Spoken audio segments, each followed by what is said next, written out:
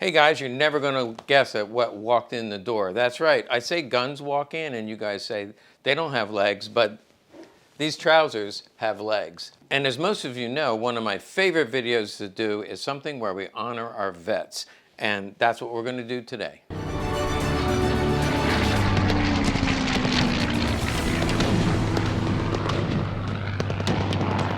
Okay, today it gives me great honor to present this just because it did walk in the door. A family member brought it down. These items all belong to Anthony DiValerio. And what really made me happy about this is he actually lived for 67 years right down the road, only about a mile. He's in the same township as we are. It's a couple miles, I lied. A couple miles down the road, Anthony grew up. This is his house, so we figured it's close enough, let's drive down there. This is where he grew up, and this is actually the area that I grew up in and where Legacy Collectibles is located. So Anthony, he was a first sergeant when he left. He was given extra responsibility because he was really good at what he did. We'll look a little bit at that paperwork. We're going to take a look at his uniform. This is what I would call an Ike jacket, and I'm pretty sure that's because they call it the Ike jacket. And there's his theater ribbons and 2 bronze stars. We'll talk a little bit about that. And he does have these, I consider these like riding pants, but he was in the cavalry, so I assume that was traditional cavalry gear, just like when they rode horses, but in his case he was driving jeeps and trucks and moving artillery around in his division, his squadron. This was his hat. You can see the moth holes, the moth-eaten holes, and it's pretty simple. This is pretty crusty because I assume that this was left maybe in the attic and it began to melt. I'm just going to leave it like this. Pretty good condition. Some of the stitching is not very good. We also have a second jacket, which is the longer type jacket, similar markings, and then a different color riding pants is what I'm going to call them. Those of you who are in the military, I know you will correct me. I apologize. I want to honor his military service, and if I botch it all up, please correct us in the comments. This is also came with his uniform, which is a Utica fighting knife. It's seen some better days, a little bit of corrosion there, but probably used quite a bit during the war and after the war. That's a typical standard fighting knife. And then I do have this service weapon, US here. Boyd is a common maker, dated 42. Well used. Now there's nothing in the paperwork that ties him to this gun. And as a first sergeant, I don't know that he would be allowed to take his gun home, but he either picked this up after the war, Army surplus, or this is the piece that he carried with him. Family didn't know, other than all of this has been together for many years. So all of this from the family did come with some paperwork, and I want to go over it with you. Here's some documentation from Anthony, and you can see his address. We just went and visited there.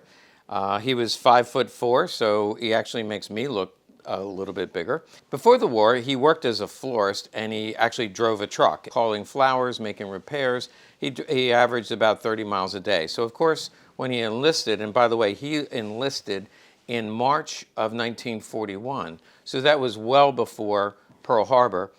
He probably was not real happy with his job as a florist driving a truck, so he thought, what the heck, I'll join the Army. That's conjecture on my part, but that was March of 41. He was a supply sergeant, he was a squad leader, and then toward the end, he was a first sergeant.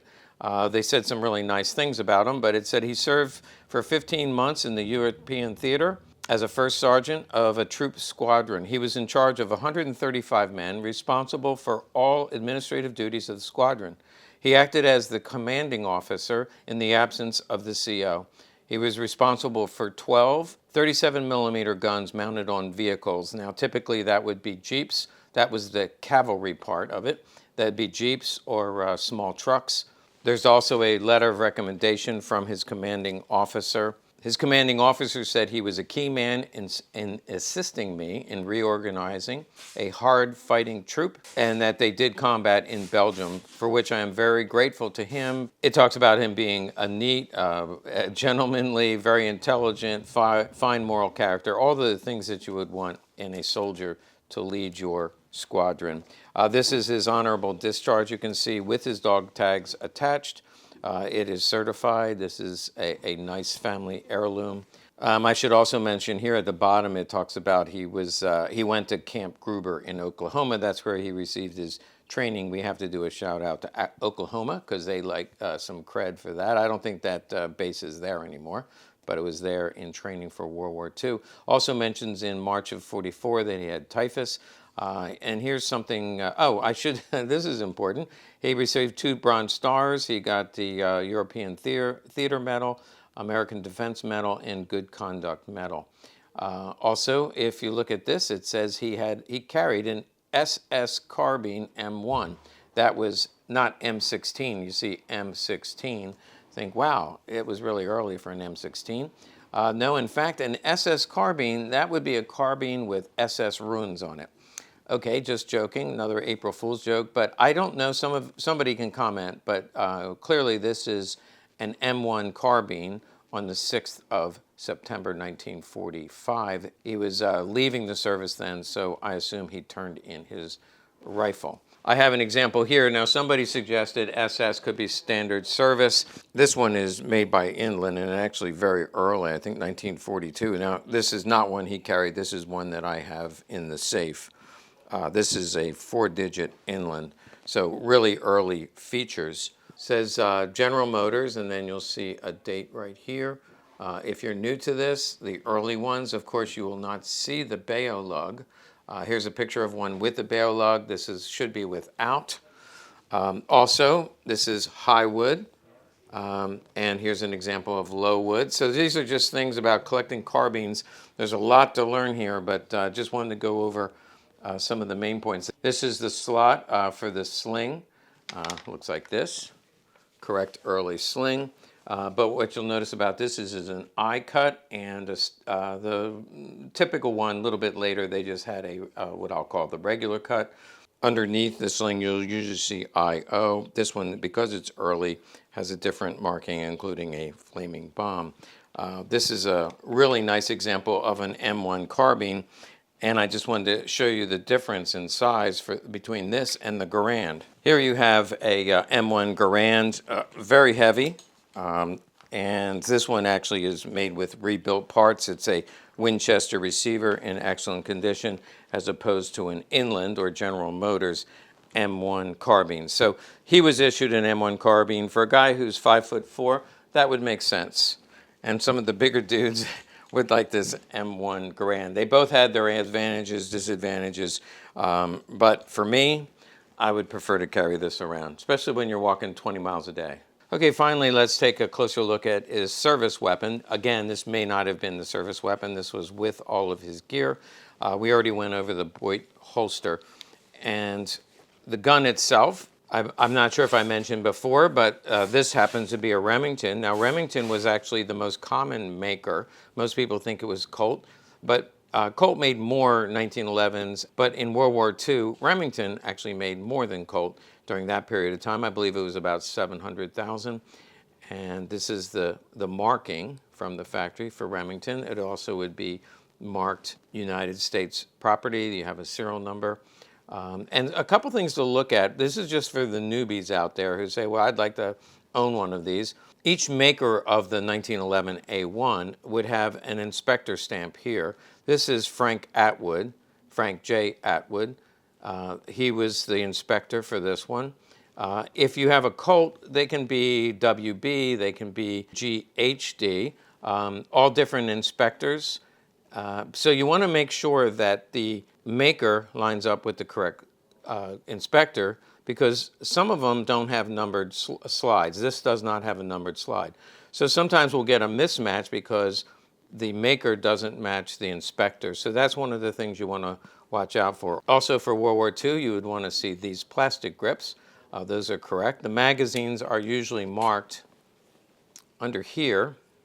and some of them will be L, S, or R. This one is marked R for Risden. So this is a correct World War II magazine. You also see that it is a Parkerized finish, and that is correct. It does come in .45 caliber. Fairly easy to disassemble. You could watch a YouTube video to figure that out pretty easily. But the one thing you want to watch for, the most common thing that gets switched on these guns are the barrel, because they're very easy to switch and they're very plentiful. So if you want an all original configuration, which if you're a collector, you do want all original, you want to make sure the frame and the slide match, meaning that they're the same makers. You want to make sure you have a wartime magazine, we do, and you want to check the barrel. Now this barrel, for Ithaca, Union Switch and Signal, and Remington, you're going to find usually an HS marked barrel. Here's a marking, HS, which means high standard, but sometimes there'll be a Flannery barrel marked with an F. For the Colt, checking that barrel, those should always be Colt 45 Auto. And here's an example. Basically, you want to make sure that it is a Colt barrel. Now, there's other specific things to look for. It gets a little more advanced. Of course, buy a book before you start collecting. But those are the main things that you want to watch out for. And again, this could be the gun that he carried in World War II when he was riding around in his Jeep, commanding a squadron of 135 men, or he may have picked this up later. But whatever the case, this is a really cool find, something that came into legacy. The family is ready to move this along, and we'll do that. The final thing I wanted to say, he did, after the war, did move back to this area, so he continued to live right down the street. He died in 1992 at the age of 72. So to Anthony and his family, thank you for your service and the sacrifices you made. A good homeboy from Radnor High School right down the street. Kudos.